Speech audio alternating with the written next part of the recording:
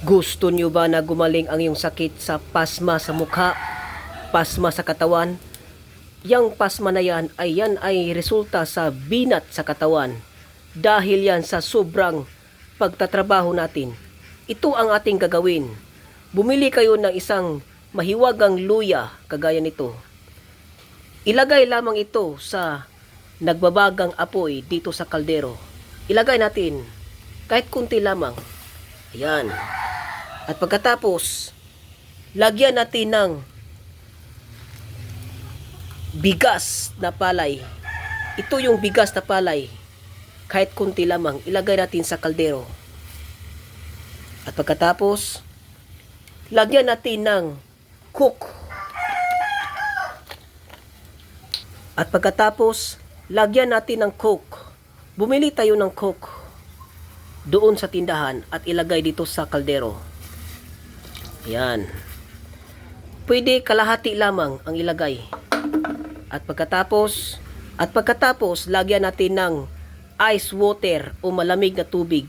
Yung sobrang malamig, ilagay natin sa nagbabagang apoy. Yan. At pagkatapos, takpan na natin ng ating kaldero. Kapag umusok na yan, na sobrang umusok na, kunin ninyo at maghanda kayo ng isang kumot at pumasok kayo sa kumot. Yun ang tinatawag na tuob o bintusa. Dapat nakanganga kayo para ang usok na yan ay nakagagamot sa ating pasma, sa ating ulo, katawan at buong katawan. Nababawasan ang ating sakit sa ulo. Nakagamot itong tuob o bintusa. Tara, tayo ay magtuob para mawala na ating pasma. Dahan-dahanin lamang ang pagbukas. Dahan-dahan lang ang pagbukas. Pagkatapos, inumin ninyo ang sabaw para mawala ang pasma.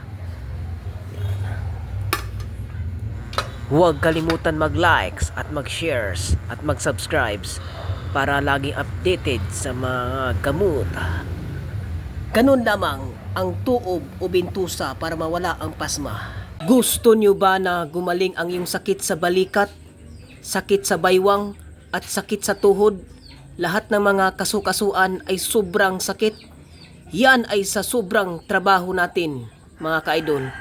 Kapag ganyan, dahil yan sa sobrang hangin, ang gagawin ninyo ay bumili kayo ng isang luya kagaya nito. Isa itong mahiwagang luya. Ilagay natin dito mismo sa dahon ng saging. Ito yung dahon ng saging ang ating ipambalot. Pagkatapos, dahon ng sambon, 10 tangkay ang ating kukunin at ipaghalo natin dito mismo. At pagkatapos, langis ng niyog. Gumawa kayo ng langis ng niyog kahit anong araw, kahit anong gusto ninyo. Ibuhos natin dito. Kapag nilagyan natin ng langis ng niyog, makadagdag at mabawasan ang ating sakit sa ating mga kasukasuan. At pagkatapos, ibalot natin sa dahon ng saging kagaya nito. Ibalot natin ng husto, yung hindi malaglag. Yan.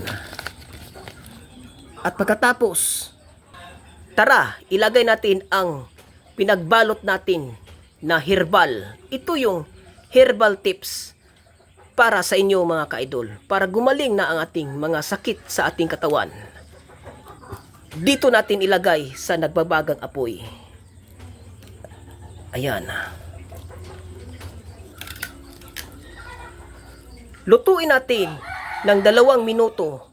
Kapag maligamgam na ang herbal na yan, pwede na nating ipanghaplas para mabawasan na ang ating sakit sa balikat, sakit sa baywang, at sakit sa tuhod. Dahil yan sa sobrang trabaho natin. Tara, tayo ay maghaplas sa ating mga sakit sa ating mga katawan. Ito na yun.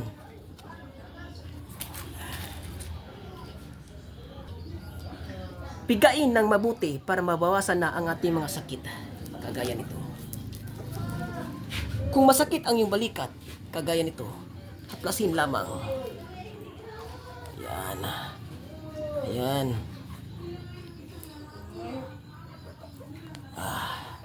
Kung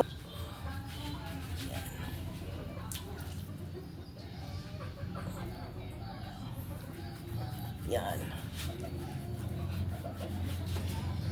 Ito ay nakagagaling sa mga sakit sa mga kasukasuan.